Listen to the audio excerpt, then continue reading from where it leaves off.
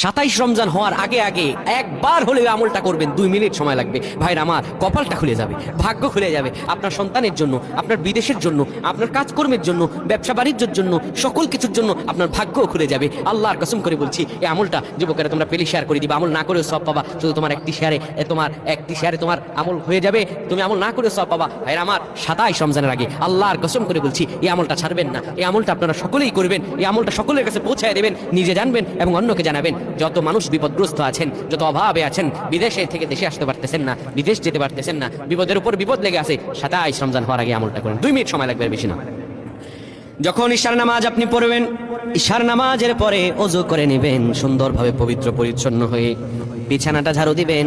বিছানার ভিতরে এরপরে আপনি শোয়ার আগে সুন্দর করে আপনি ঘুমানোর আগে পড়বেন ইয়া মালিকু ইয়া মালিকু 100 বার পড়বেন। এরপর ইয়া খাবিরু 100 বার পড়বেন। তারপর একবার দুরূদ শরীফ পড়বেন। এরপরে 2টা হাত তুলে আল্লাহর কাছে যা দোয়া করবেন, আপনার দোয়া করতে দেরি হবে, আমার আল্লাহ কবুল করতে দেরি করবেন না। আল্লাহুম্মা আমিন। জীবনের হিসাব মিলে না